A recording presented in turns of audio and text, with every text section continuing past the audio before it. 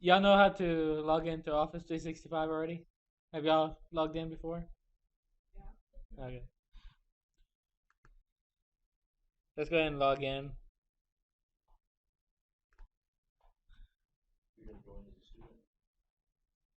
Faculty, staff.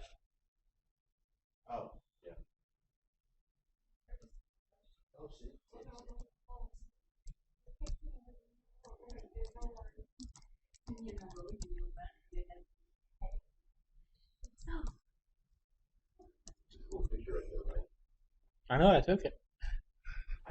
Brian, Yes. Brian, can you display your screen? Because I'm I just looking at. Or are you wanting me to just look at you? No, we want to look at the screen. Thank you. Got it, Erica? You got it now? Yes, thank you. Hey, and Erica, please input your comments throughout. Only the good ones, though. Oh. More people are coming in. We have like 8 of us in here right now. And Erica. Yeah, we got Erica online. And Lacey. And Erica's online. Okay. Go for it, Ryan. Oh, one more.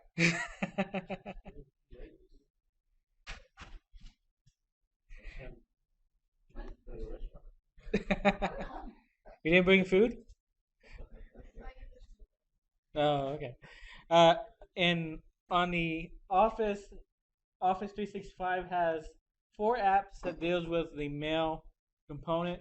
We got mail, calendar, people, and tasks. And I'm just going to go over each one of them. So let's go ahead and go to mail. It's really Outlook, so. And it'll bring up this little interface. You can customize this page any way you want by going to the gear, and you can go to display settings, and you can change from the bottom pane for the preview or the right side, or you can just hide it. I like to hide mine preview. And to check an email, you can just double click and it should open up the email in a separate window, and you can reply, delete, go to junk, or reply all.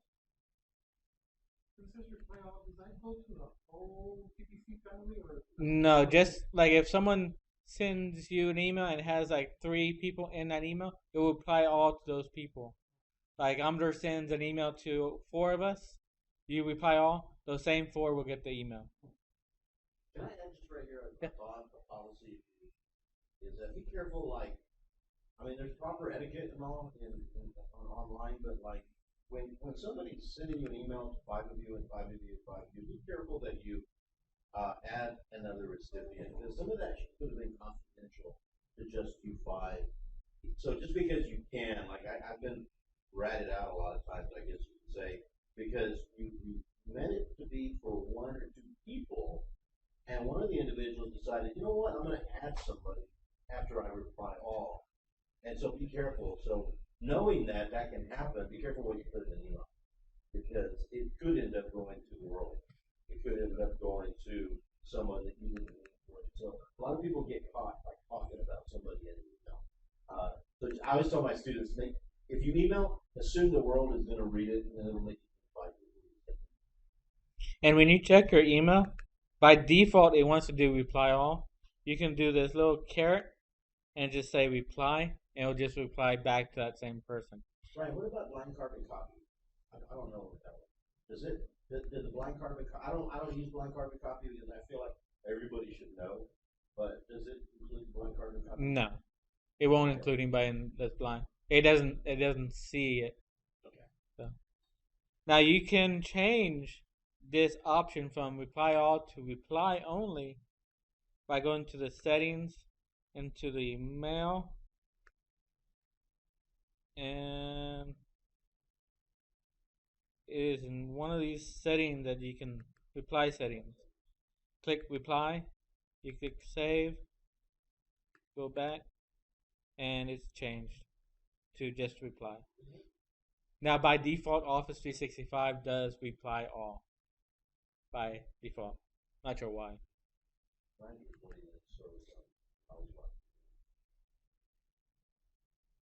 And then on the left side here, you got folders here, and you see groups here. On the left side, you can organize your folders by making new folders. If you want to organize your email from your job, if you use it for work or for home, you can separate it that way. And you click this little plus sign here, and you can add a folder.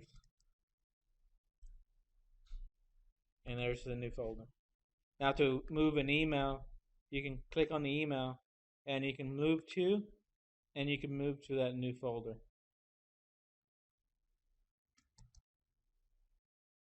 And it moves the email to the folder. Now, to email someone, you can click new, or you can click the plus, and to add an email address you just type in someone's name that's in the address book, in the global address book, it will pop up. You just add their name. Now, if it's someone from the outside, you have to put the whole email address, or if you may have it in your personal address book. And you can put your subject, your body, and then you can add attachments. There's a couple of ways you can add an attachment from OneDrive or from the computer.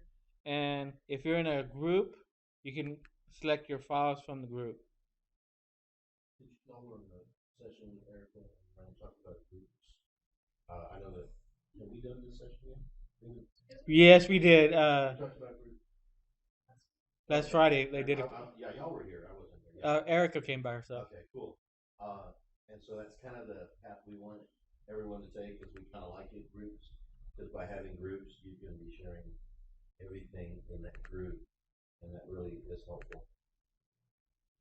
Yeah. Ryan, also, one of the things we learned a couple of weeks ago at Microsoft is don't be surprised if the trend is to move away from attachments. Because what happens is, given a scenario, is if I send an attachment to Peggy and to Lacey, and I tell them make your changes, they make their separate changes. Now I have to collaborate those two into one. So the trend is going more toward the SharePoint, the groups, or the OneDrive. So don't be surprised if later on file attachments. I'm not saying that it'll go away, but for me to send an attachment to 5 people for them to make the changes, it's a lot easier if we have a centralized location, right? So just kind of keep that in mind. Attachments. And he's talking about the attachments from OneDrive here. You can click them from here, click next, and you can say attach as a OneDrive. They will need to have rights to that file. Like they have to have read, edit, or view only rights to get to that file only. So, and they said recipients can edit. You can actually change that by changing permissions. Click OK. And that's how they can do it from the email.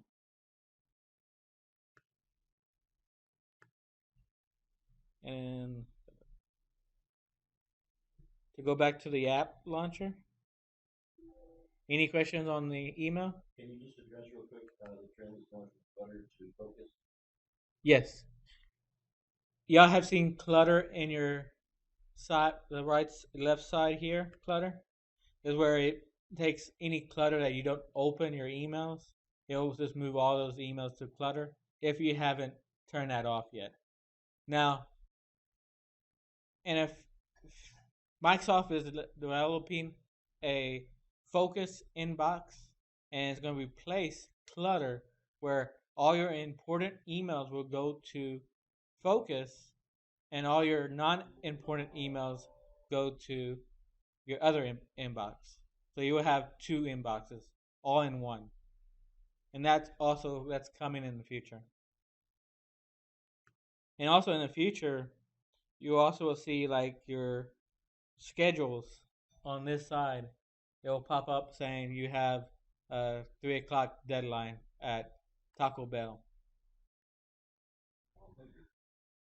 You already had your taco. I know. It was called What's Next, right? Yeah, it's like what next or something like that. It's kind of cool. Yeah. And this part will change to say inbox or focus, and that's coming. And anything on email? Let's go ahead and go to calendar by going back to the app launcher and then click calendar. Calendar is a way that you can keep schedules. Like if you have a doctor's appointment, you can jot down this.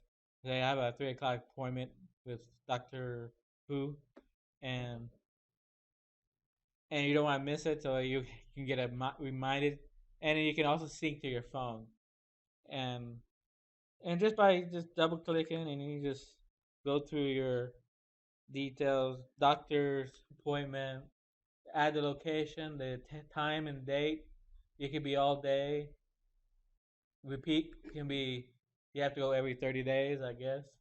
Then see what calendar that you how many times you want reminded as 2 days, 1 day, 12 days, and what you want to show as busy, away, working on somewhere else or elsewhere, and then who you want to invite. Like you want to invite your coworkers over to the doctor's appointment, you can. Not sure if they will come, but and that's how you create a event. Now you can also share your calendar by click share, and then just put in their someone's email address or name, and you can share that calendar with that person, and that person will be able to see what you're doing for that day or next day or throughout the month. You can also tailor your calendar to see week, work week, or month. I like the month view. Some may want the week's view, and some may want just the day, depending on how you prefer. Now on the left side, you got your calendars. You got your main calendar. You got your United States calendar. Let me go back to the month so you can see the United States calendar. If anybody know, we missed Columbus Day. And then you got your birthday calendar. You can remember, you can put all your birthdays of your family, your coworkers on that birthday calendar, and it will remind you. And you can also select these calendars to turn them off. One calendar has to be on all the time, so you can select one, turn off the other, but one has to stay on. Now, if you're in a group calendar, it'll show up here too, under the groups. Any questions on the calendar?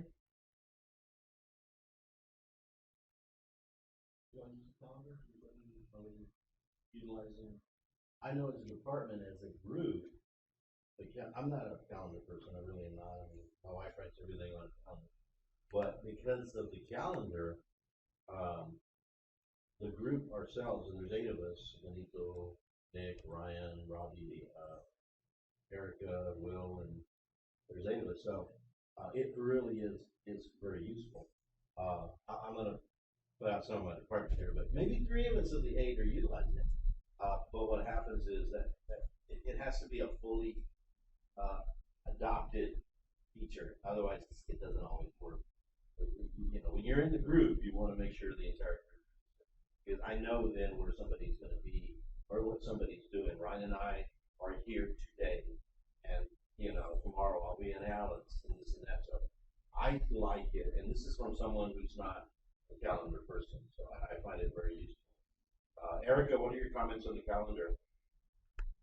I'm sorry, I had a student here, so I don't know what you're talking about. I was just she just left. Taco Bell or Burger King? That's what I was asking. Sorry, I know working on wireless. No problem. What are your thoughts on the calendar? How do you like the use of it?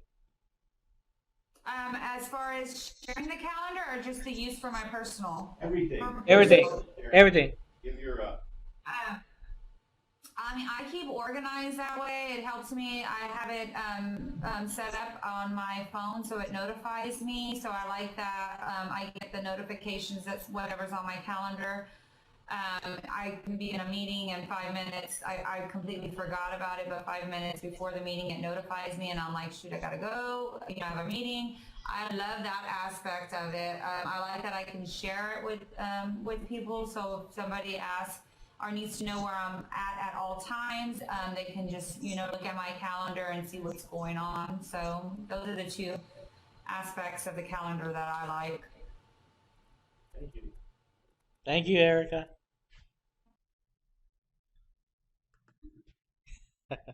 And also, if you have your phone synced with your email, it will tie all your calendars to your phone calendar. So it will also buzz you if you're 15 minutes before or 15 minutes late. Or so. And there's also an app I'm going to talk about a little bit later. Anything else before I move on to email? The one thing a lot of people, I think sometimes we get lazy and we leave it on all day event. Lazy. I figure like I'm going to be in Pleasant all day, but all day's not 24 hours. So I noticed that my phone will tell me at midnight that I'm supposed to be in there. So so you sort of want to try to fine tune the time slot that it's 3 to 5 or 8 to 5 or whatever the case might be. Because otherwise it'll remind you like, this is not when I'm in midnight, guy. It's like, don't do that. And so it's because I said all day. All day is 4 to 12, right? Yeah, that's if this is select, it'll be 12 to 12. So it's like I'm not supposed to be there anymore. So that's why you unchecked it in. Yeah. Okay. Good, right? Now let's go ahead and go to people. How many of y'all know that we have a global address book? Global address book, we have everybody in this address book under directory. It's from students to faculty and staff. Now the students will not be able to see students, but faculty and staff will be able to see the students. Say if you need to contact a student and you know their username or career ID, you'll be able to go find it and then send them an email. Now you can create your personal address book here under contacts, and this is for your outside contacts. You don't need to put anybody that's in CBC under there because they're already in the global address book. But say you have a vendor, CDW, you can put in their email address and you have it on your address book for the future use. And you can just click new and you can type in their name and their address,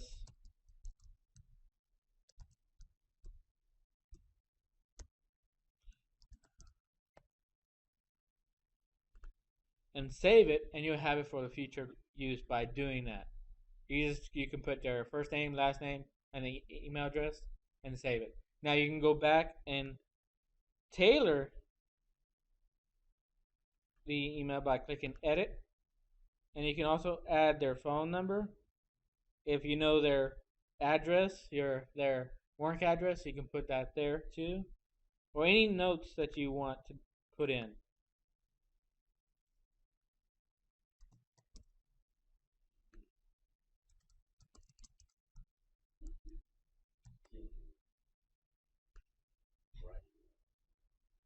And then you can just save it, and it'll be in your address book ever. And by the way, Erica said, Amber said you're mean. I didn't mean it. Hey, let me add a little part to that in Microsoft. It is there's a little app involved into your apps. You see it called Delve, DLE, like Delve into things. So it's kind of cool because it will allow you to go into these users, and we can analyze how much time, like 99% of the time, Anna uses Outlook as opposed to all the others. But so-and-so uses Yammer a lot. So you can actually delve into a lot of that and get analytics. So I know that the president is going to probably want to know a little bit about that. So we're researching that maybe for the spring technology. And I'm just going over what about this apps, but you can always call me for questions. If you have any questions, call me, Erica, or Amador about it, and we can reply back to you or call me or call us too. And then to create a group, you can click contact list, and you can create a own personal group list, and then you can just add your members to the group. Now they will have to be in your personal address book. I think maybe in the also the global address book too. So if they're in the global or your personal, you can add them to this group here. You click save, and then you can just use that group to send an email to.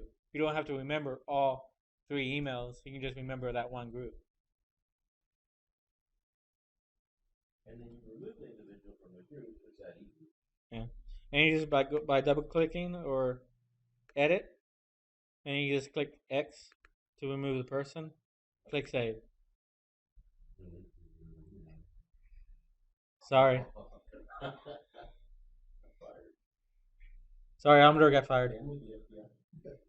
I'm with the FBI, right? The CIA. And the HEB. Oh, he works for HB now. There you go. Home Depot too. Anything on that? By the way, I think there's policy that you have to put your profile pic up at the top right. Am I correct, Ryan? Yes. Yeah, we put a profile policy for that. And by doing that, you can click on the picture here and say,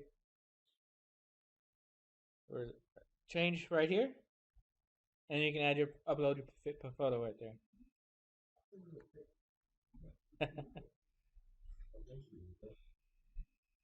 A little off the subject there, but and then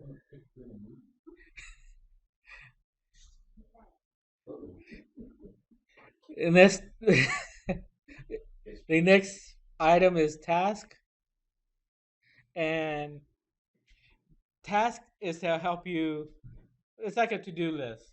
You have like a to-do list of, I need to go to the doctor tomorrow, and you can put that down. Or I need to order tacos for the biology club for more in the morning so they can have breakfast. So just by click new, you can put the subject taco order, when it's due, tomorrow, and in a description, you can do that.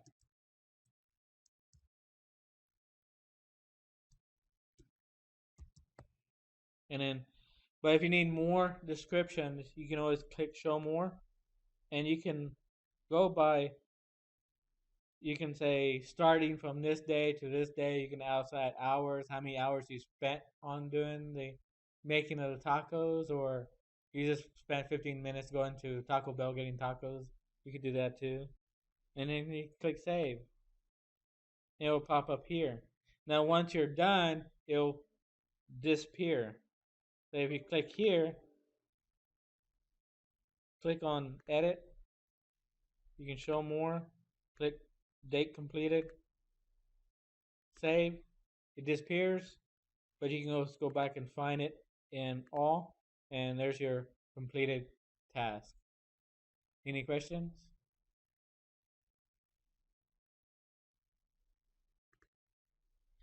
And that's the short version of task. I don't use tasks that much right here, but I do use task in SharePoint, and then there's a new app called Planner that is in groups, and that's going to be what's coming in the future is Planner. And now if you have a phone, mobile phone, anybody use your email on the phone or check your email on the phone? How you just use the default app on your phone? Microsoft had created an app called Outlook app, and you can download that for free, and you can configure it to our email, and it'll be all one that you have your email, calendar, contacts, even your files on OneDrive onto this app, and you can view all your stuff in that app, all in one place. It will remind you of their calendars and stuff like that. Use the Outlook app, and so I like it too. It's a nice little app. You can see all your emails. It'll buzz you when you got a new email, and so any questions on the app? Now, do you know that you can actually download Office?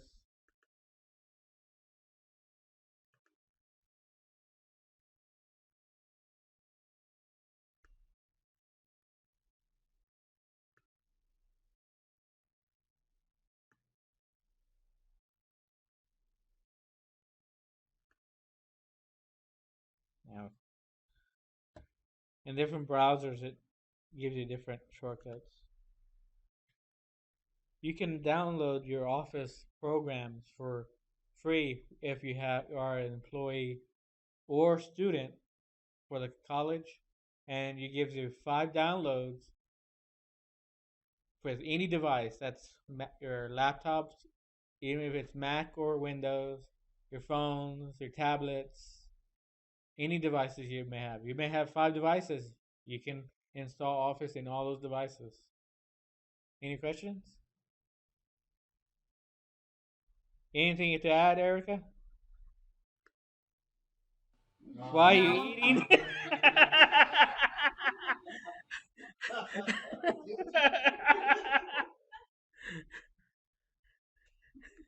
Are those my chips? Yes. So any questions? That's basically it for Outlook. Outlook on the web. We're pushing that way, and you can take it anywhere. You can check your email from anywhere, and it's pretty easy.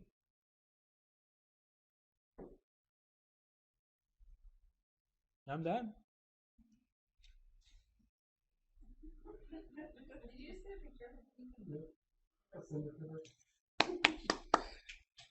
Erica, hold that chip up again.